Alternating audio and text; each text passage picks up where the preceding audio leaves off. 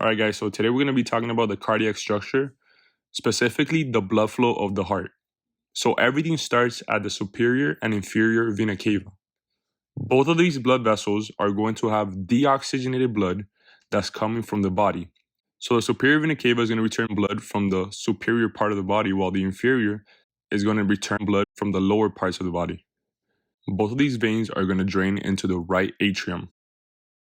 Once they reach the right atrium, they're going to go through our first AV valve called the tricuspid valve or the right atrioventricular valve.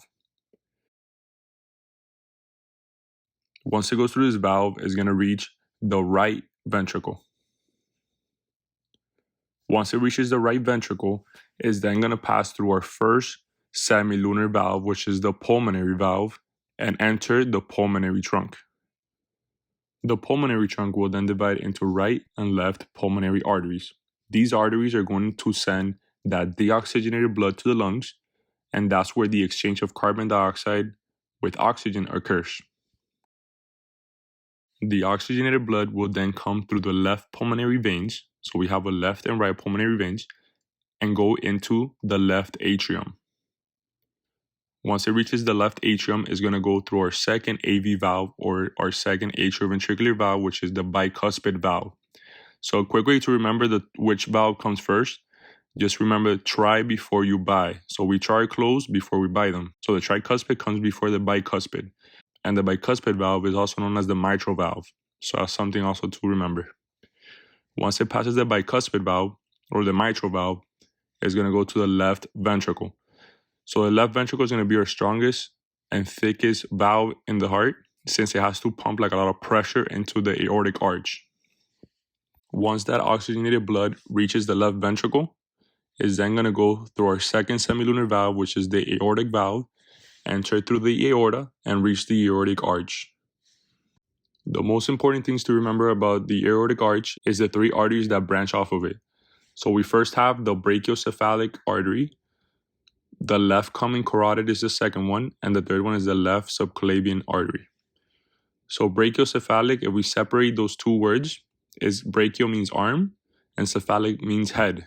So it's going to supply the right arm and the right side of the brain. The left common carotid artery is going to supply the left side of the brain, and the left subclavian, so sub means under, clavian means clavicle, so under the clavicle, meaning the left arm. So once again, brachiocephalic is going to supply the right arm and the right side of the brain. The left common carotid is going to supply the left side of the brain, and the left subclavian is going to supply the left arm. All right, so now that we have gone through the blood flow of the heart, let's go through it again. So remember, everything starts in the superior and inferior vena cava.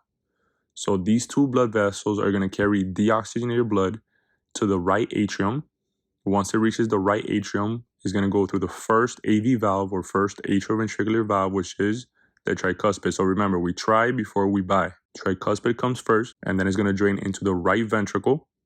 Once it reaches the right ventricle, it's then going to go through the pulmonary valve, which is our first semilunar valve, and is going to drain into the pulmonary trunk. Remember, the pulmonary trunk is then going to divide into right pulmonary artery and left pulmonary artery.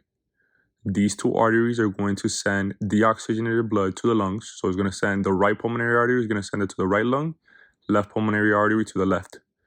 What occurs in the lungs? Carbon dioxide is exchanged for oxygen. Okay, so that oxygenated blood is then going to come back to the heart through the left and right pulmonary veins.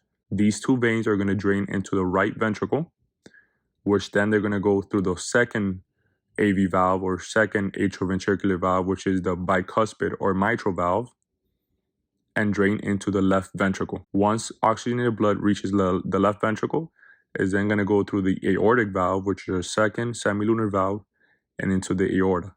So remember, we have three arteries that branch off of the aortic arch. We have the brachiocephalic artery, the left common carotid artery, and the left subclavian artery. Brachiocephalic, remember, brachio means arm, so it's going to supply the right arm as well as the right side of the brain.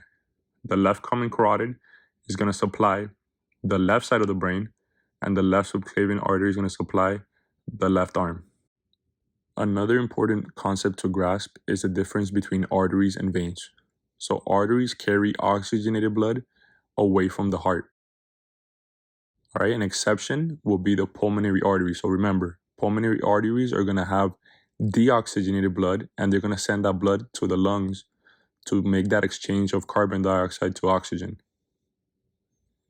Veins, on the other hand, they're going to carry deoxygenated blood towards the heart. And we also have an exception, which is the pulmonary veins. So remember, pulmonary veins are going to carry oxygenated blood towards the heart, and it's going to go into the left atrium.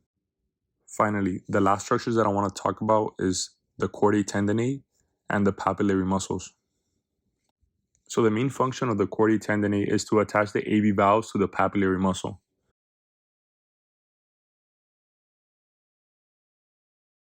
And the papillary muscles, they prevent the AV valves from collapsing. So that ensures a one-way blood flow. So remember, chordae, it sounds like a cord. So they're going to be string-like structures, and papillary muscles are going to be in the ventricles. Okay, and they're going to prevent the AV valves from collapsing. That's a very important concept to grasp for the TEAS exam.